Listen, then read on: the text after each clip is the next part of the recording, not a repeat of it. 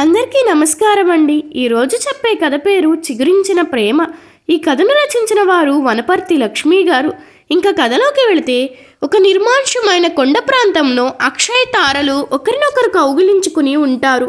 Akshay call ring అవుతూ ఉంటుంది. Call pickup చేసి, గుడ్ మార్నింగ్ తారా, వెరీ గుడ్ మార్నింగ్ అక్షు, ఈరోజు అంతా నీతో స్పెండ్ చేయాలని ఉంది రా అంటుంది తార. ఓకే తారా, ఒక్క 10 మినిట్స్లో నీ ముందు ఉంటా అని తారా ముందు వాళ్తాడు. ఇద్దరు ఒక పార్క్లో తారా చేయి పట్టుకుని కూర్చుని ఉన్న అక్షయ్ గుండెల మీద వాలిపోతూ, అక్షయ్, ఈ వారం మాత్రమే నేను ఇక్కడ ఉంటారా? అమ్మా నాన్న ఇంటికి వచ్చేయమంటున్నారు. నిన్ను విడిచి ఎలా ఉండాలో తెలియడం లేదురా అంటూ తార కన్నీళ్లు పెట్టుకుంటుంది. మనం ఎక్కడ ఉన్నా మన ప్రేమ ఇలాగే ఉంటుంది, ఓకేనా అంటాడు అక్షయ్. ఇదంతా అక్షయ్ తారలు హత్తుకున్నప్పుడు అక్షయ్ ఊహించినకున్న గతం తాలూకు ఒక జ్ఞాపకం ప్రెజెంట్లో తార అక్షయ్ కౌగిలించుకుని ఉండగా ఒక్కసారిగా తార అక్షయ్ తన కౌగిలి నుండి అక్షయ్ని కోపంగా విడిపించుకుని, అక్షయ్, నీ ప్రేమ నాకు అవసరం లేదు, నీ మీద నాకు అసలు ఇంట్రెస్ట్ లేదు, నీ మీద ఉన్న ప్రేమ చచ్చిపోయింది, సో నువ్వు కూడా చచ్చిపో అని తన చేతిలో ఉన్న కత్తితో అక్షయ్ని పొడిచి చంపబోతుండగా ఒక్కసారిగా తార స్లిప్ అయి కొండ మీద నుండి వాలిపోతూ ఉండగా తారాని కాపాడడానికి అక్షయ్ ట్రై చేస్తూ ఉంటాడు. అసలు ఈ అక్షయ్ తారల ప్రేమ ఎలా మొదలైంది? ఎందుకు తార అక్షయ్ని చంపాలనుకుంది? అసలు వీళ్ళు ఇప్పుడు బ్రతికారా? బ్రతికితే వీళ్ళ ప్రేమ గురించి చిగురిస్తుందా? 3 సంవత్సరాల క్రితం ఫ్లాష్ బ్యాక్. ఒకరోజు ఉదయం 8:30 విజయవాడ అక్షయ్ ఊరు. ఒరే లేరా, బస్కి టైం అవుతుంది అంటూ లేపుతుంది అక్షయ్ వాళ్ళ అమ్మ సరస్వతి. వెళతా అమ్మా, ఇంకా టైం ఉంది కదా అని లేచి రెడీ అవ్వడానికి వెళ్తాడు అక్షయ్. సరస్వతి గారు వాళ్ళ అమ్మతో ఫోన్ మాట్లాడుతూ, అమ్మ, అక్షయ్ని పంపిస్తున్నా, సాయంత్రానికి నీ ముందు ఉంటాడు, ఓకేనా అంటుంది పార్వతమ్మ. సరస్వతి గారి అమ్మగారు గారితో, నువ్వు అల్లుడు గారు కూడా వస్తే బాగుంటుంది కదా సరస్వతి, మన ఊర్లో జరిగే ఉత్సవాలకు తప్పక వస్తా అమ్మా, ఓకేనా, ఉంటా అంటూ ఫోన్ పెట్టేస్తుంది.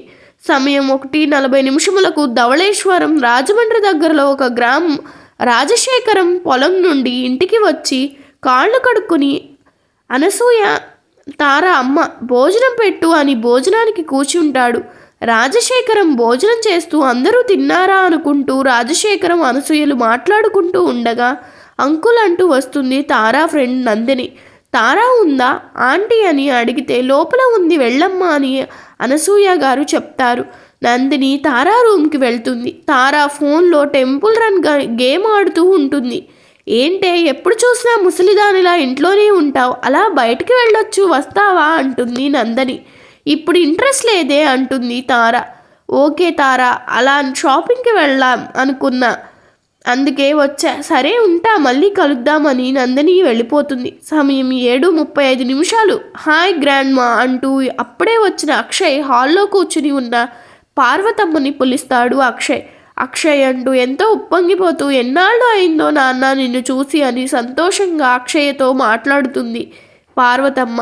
సమయం 6 గంటలకు పల్లె కోకిల గానులతో, కోడిపుంజి కూతలతో, పక్షుల కిలకిల నవ్వుతూ, తెల్లవారుతూ ఉదయిస్తూనే సూర్యుని వెలుగులతో నిద్రలేస్తాడు అక్షయ్.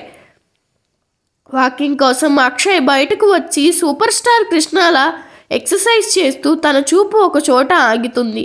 అక్కడ సముద్రంలా విరబూసిన అలలా విరబోసుకున్న తన జుట్టుతో ఓనీ వేసుకుని ఇంటి ముందు ముగ్గు వేస్తూ ఉన్న ఒక అమ్మాయిని, తారాని చూస్తూ ఆగిపోతాడు అక్షయ్.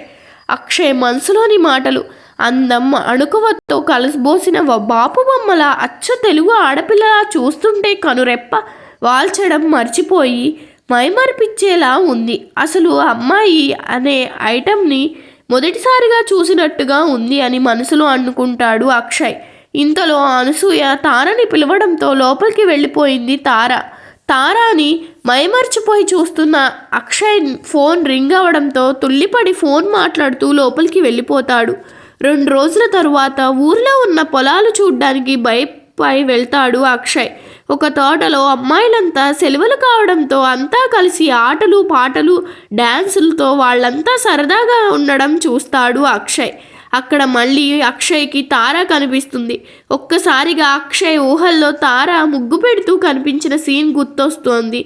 అంతే, మళ్ళీ అక్షయ్ మైమరిచిపోయి తారానే చూస్తుంటాడు. తారాని వాళ్ళ ఫ్రెండ్స్ డ్యాన్స్ వేయమని లాగుతుంది. తార డ్యాన్స్ చేయడం మొదలు పెడుతుంది. అంతే, మన హీరో ఊహల్లో తారాతో కలిసి డ్యాన్స్ చేసినట్టు ఊహించుకుంటాడు. ఆ తరువాత నుండి తార అస్తమాను గుర్తుకు వచ్చేది. నిద్రపోయే ముందు, భోజనం చేసే ముందు తార తన ముందు ఉన్నట్టు అనిపించేది. తార కనిపిస్తుందేమో మేడపైకి ఎక్కి తారా ఇంటి వైపు చూస్తూ ఉండేవాడు. ఒకవేళ బయట ఉందేమో అని బైక్ మీద ఊరు తిరుగుతూ వెతికేవాడు. ఎంతకీ కనిపించలేదు తార. అలా ఒక వారం గడిచింది.